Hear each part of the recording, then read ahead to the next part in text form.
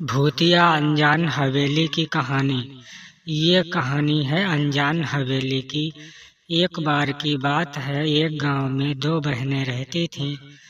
बड़ी बहन का नाम कविता था और छोटी बहन का नाम रीता था। कविता 18 साल की थी और रीता 16 साल की थी। दोनों बहन में बहुत प्यार था।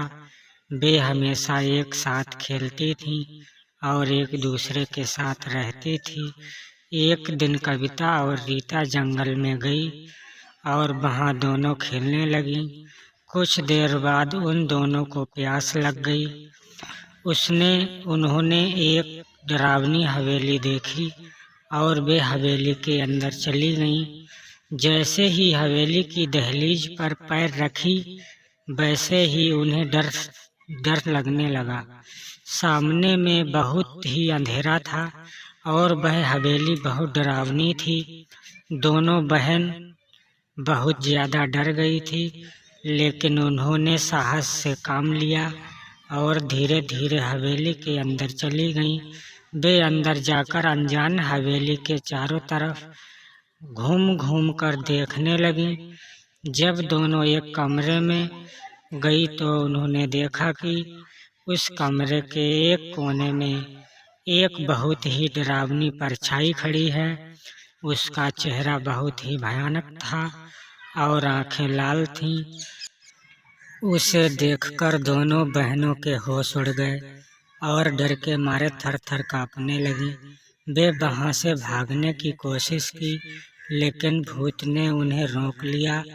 भूत ने उनसे कहा, तुम यहाँ क्यों आई हो?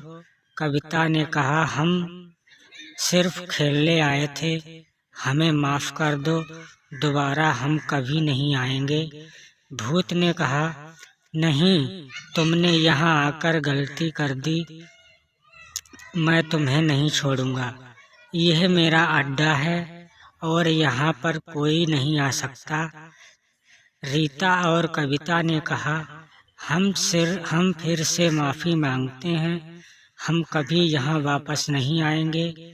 भूत ने कहा, ठीक है, लेकिन याद रखो, तुमने जो मेरे भाई के साथ किया है वह बात कभी नहीं भूलेगी। इतना कहकर भूत गायब हो गया। कविता और रीता जल्दी से उस घर से भागकर बाहर निकली और कभी भी नहीं गई। कविता और रीता को भूत की बातों का इतना डर हो गया था कि वे रात भर सो नहीं पाती थी। जब उन्हें यही डर लगता रहता था कि भूत उन्हें कभी नहीं छोड़ेगा, उन्हें जान से मार डालेगा। कुछ दिन तक ऐसे ही बीते। तभी एक रात रीता को एक सपना आया। सपने में उसने भूत को फिर से देखा। भूत ने उसे कहा, तुम मेरे भाई की हत्या के जिम्मेदार हो।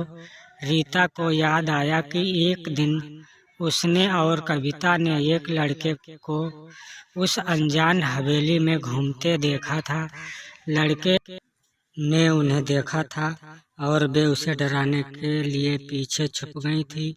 लड़का डरकर भाग गया था और फिर वो लड़का कभी नहीं दिखा।